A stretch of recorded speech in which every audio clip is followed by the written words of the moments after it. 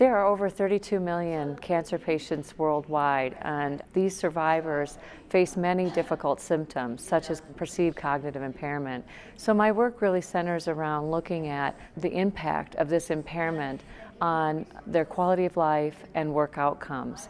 So for this specific study, I really focused in on the impact of perceived cognitive impairment for breast cancer survivors.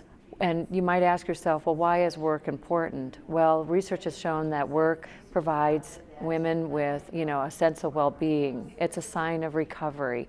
It's not well known that the majority of cancer survivors are actually in the working employment age. And so it's very important to their families that they are able to return to work, not only for the financial piece, but for all of the benefits that go along with working, socialization, that, like I said, the sense of well-being, and just having a purpose and drive in life. And so my research really focused in on trying to understand how a symptom like perceived cognitive impairment impacted overall work outcomes. And we looked at the perception of the women on their workability and their work productivity, as well as their intent to leave their job.